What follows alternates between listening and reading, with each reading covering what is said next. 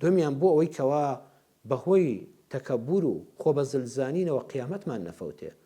ئینسان ئەگەر بەردەوام هەر دەوڵەمەند بێ، لە هەموو مامەڵەیەکە هەر قازانج بکە، بەردەوام لە ژیانە هەر سەرکەوتوو بێ، لە هەموو ئیمتیحانەکان نمرێت هەر سەد بێ، ئیتر وا لێدێ نەعوذ بالله ناڵێ یا ئەڵڵا، و ئەزانی ئەمانە هەموو هی خۆتن.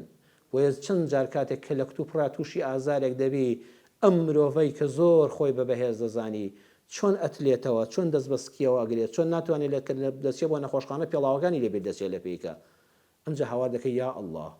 کاتێک کە بازرگانیەکەت دەکەوێتە مەترسیەوە هاوار دەکەی یا ئەڵڵا.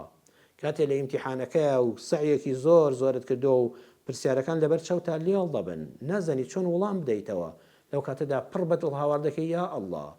کاتێ مناڵەکانت نەخۆشن، هاوسەرت نەخۆشە، لە دڵە ڕاوچێدا ئەنجامی پشکنینەکەی پاک بێ یا نەخۆشیەکی مەترسیدار بێ، هەموو لە شت هاوار دەکەی یا ئەڵڵا فریام کەوی، چاو لێ ئەوە خێری تێدا بوو بۆ تۆ.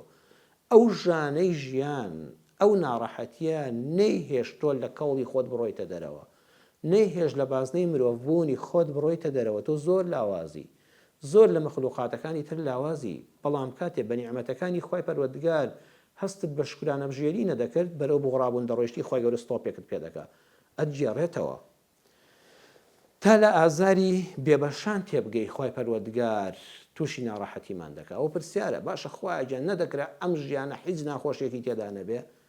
نەعەزیزەکەم، خوای گەورە الحەکیمە، بڕواتان هەبێ بۆیە تووشی ناخۆشیمان دەکات، تووشی ژانی ژیانمان دەکات، بۆ ئەوەی کەوا لە ئازاری بێبەشان تێبگەین.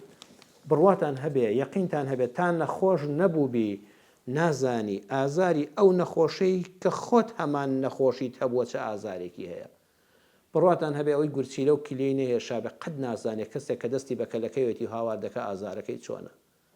کەسێک تا گیرفانی بەتاڵ نەبوو بێ، تا گیرفانی بەتاڵ نەبوو بێ ئازاری هەژارێک نازانێت چۆنە، کە لە بازاڕەکەیە دەڕوا بە دیار لە فەفرۆشێکەوە دادەنیشێ و دەمی پڕ دەبێت لە ئاو، تۆ هەر گاڵتەت بەوە دێ.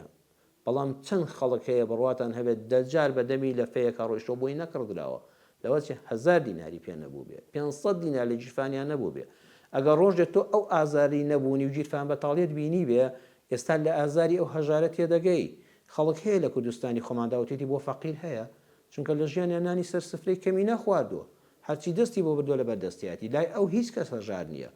بەڵام من و تۆ کە ڕۆژگارە قەرزاریمان بینیوە، کە دەربەدەری و ئاوارەییمان بینیوە، کە نەبوونی و نەداری گنەوەتەکانمان بینیوە، بڕوا بکە لە ئاهی هەژارەکان تێدەگەین.